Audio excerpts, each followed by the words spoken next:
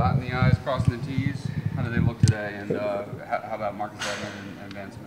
Yeah, it was good. You know, just normal working man Wednesday, what we call it around here, and you know, just trying to get our plan down, trying to get the details. Got a big challenge, obviously, so still got a lot of work to do. We don't play till 8 o'clock Saturday night, so we got a big day tomorrow and Friday, and even during the day Saturday, trying to really get prepared for the challenge we're going to see in all phases. But guys are focused and working hard. Van's good, looks good. He's, I think, ready to go. Marcus is like I said, just still kind of day-to-day working through a little soreness, but we're in pretty good shape. What advice do you give Kelly Bryant for his first road start? Just be who you are. I mean, good players don't let external factors, determine their performance. It's the same things that win here, win on the road. Preparation, attention to details, focus, belief, confidence, trusting your teammates. It's not any different. But he's been there, so I mean, it's not like I said, he's been on the road. He's a guy that I think understands what it looks like, and he'll be excited to go play, and I think he'll play well. Coach, special teams have played a huge part of the last 3 close games with Louisville the last 3 years. How much do you think that's going to play a factor on Saturday night again? I mean, it'll be a factor for sure. I mean, shoot, Adam Humphreys took one to the house the first year we played him, and the difference in the game, and then in 2015 they took one, which was huge for them. And then we come back last year, and Artavis he almost took it all the way back on the kick return. So it's definitely a factor. There's no question about it. I mean, in a game like you got 2 good teams, and that's why they call it special teams. Every play is special. It really is. It's the first play of offense, it's the first play of defense, or it's an opportunity to score or create field position. And all those things are critical, in games like this. What exactly happened on Eagles' field goal, the 47-yarder? Did you just hit it low? Yeah, he just hit it low. Just the wind was blowing at him a little bit, and just tried to overkick it. Just loaded up, tried to gas it, and just hit it low. Should have been blocked. You've often said players get to, they do the meetings and last-minute details. But as a head coach, what do you do on those long Saturdays before an 8 p.m. kickoff, before you head to the stadium? Yeah, I have a very consistent routine. I think all of us coaches are creatures of habit when it comes to that. And, we got a noon routine, show and go. You wake up, eat breakfast, you're on the bus, you're gone. And then you got your little routine at the stadium that you go through, got your routine on the bus. Got the songs I listen to. I just got my last little things and looking at the game plan. I think you're all creatures of habit that way. And then you got a 3:30 routine, and then you got a night routine. And, us coaches, I mean, you got a little more time, so there's an opportunity to prepare a little bit more on a Saturday than you normally would. Maybe watch one more reel of tape. You got time to maybe exercise on a later day. You got time to maybe watch a few other teams. But our schedule for the players is not much different than the last week's schedule. I think everything's 30 minutes later, but they have an opportunity to sleep in. There's an open breakfast, and then we go into meetings, special teams, offense, defense, and then we'll have a midday snack. Then they'll have a little break, go to their rooms, relax, get themselves ready. Coaches do the same thing, quiet time. I usually read a little bit, and just kind of get my mind right and prepared for what's coming. And final thoughts and reminders, and then it's time for chapel.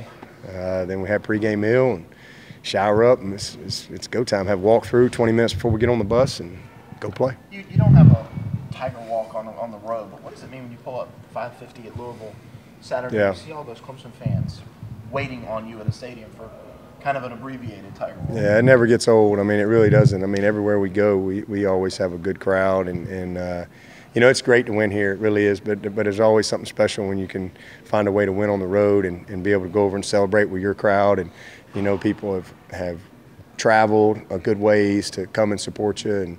And, it's always a lot of fun. But, when we pull in, you just kind of, I don't know, just kind of makes you feel at home a little bit when you see that fan base. Coach Malzahn said the other day that Chip Lindsey would be up in the box from now on going forward. You have an OC on the field and an OC in the box. How much of an advantage is that for you? Oh, I don't know. I mean, it's just kind of where we are. You know, Jeff is got the wide outs and needs to be. He's a little bit more in the fray of things down there, and you know, he's got one guy that we can manage for him and rotate and gives him an out, and he can have some peace in the box. So you know, it's just kind of how we're set up. But when Chad was here, we didn't have a co-coordinator situation, so he was on the field, and it wasn't that big a deal. But you know, I think for us, it's been great. But everybody's different, and whatever works for you. I mean, defensively, I think you know, our full-time guys are all on the field. So you know, it's to each his own. How different are they defensively? I mean, are they just sit back? They're a little different, but they've got a lot of similarities too. They'll get in a lot of Okie front, and you know, they were more of a 3-4 type of a deal under Grantham, but you know, have not shown a ton of pressure, but have pressured some, especially cat blitzes, corner blitzes. But you know, I mean, they got a veteran group, and you know, they I'm sure will have a few wrinkles for us that maybe we haven't seen. It's still early in the season, 2 games in, so I doubt they've used their whole arsenal just yet. So you know, I think 3 or 4 games, you probably have a little bit more of a bead on maybe the differences. But you know, right now they got a good veteran group back, a lot of guys that are experienced, and you know. We'll be ready for whatever they present. Do you think on the back end they'll do, if 10's playing or not, will they change it up, you think? No, On him? I don't think so. I mean, they've got, in fact, they got 2 guys at his position, him and the other guy, I can't think of his name, but they both have starts under their belt. So they've got several guys in the secondary that have started for them at some point last year, and you know, but yeah, 10 is a great player. There's no question about it. He's a great returner too, but. You know, they got plenty of good players. So if he's not able to go, they won't change what they do. Is there any more pressure on offense this week to put up points against a team like Louisville? We just want to win. We're not trying to win any point show. We're not trying to win the stats wars. We just want to win the game. I'll take 3-2 right now.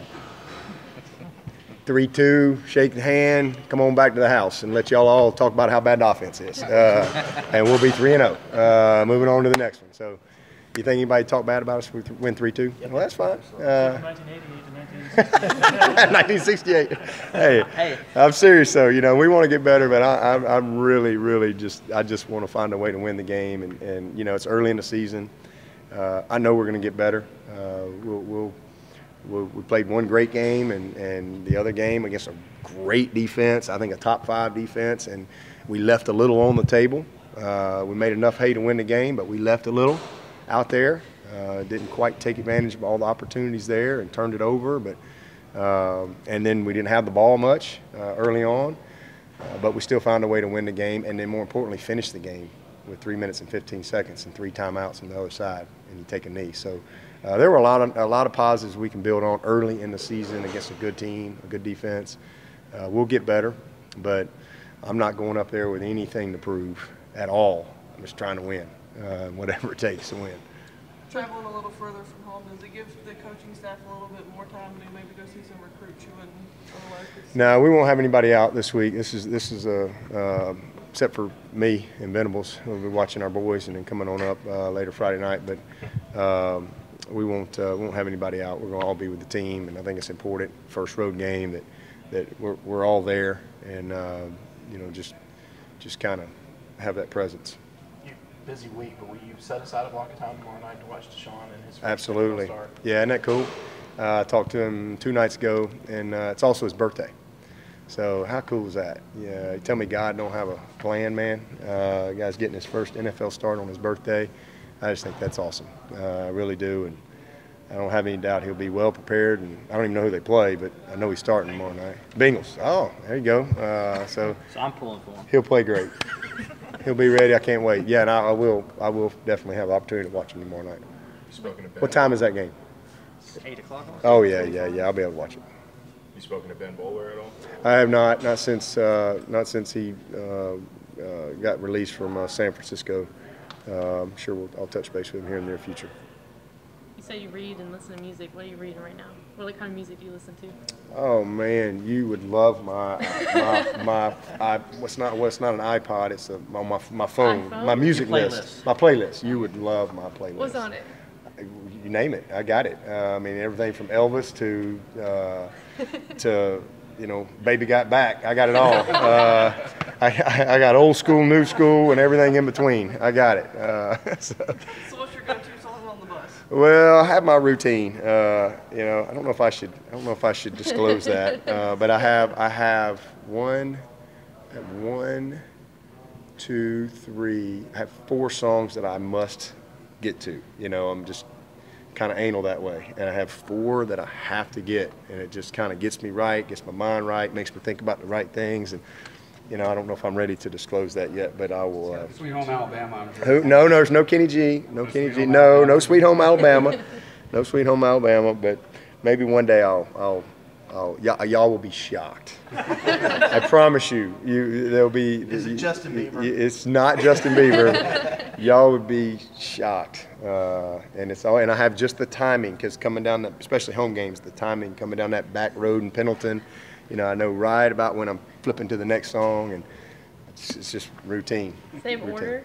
Same order every time, and that's always frustrates me when we're too close to the stadium. We're like 3 miles or something, and I can't get through my 4 songs, so I got to hurry up, but it's all good. You got to make Tracy part of the progress of the bus when you're how long it takes, so you know.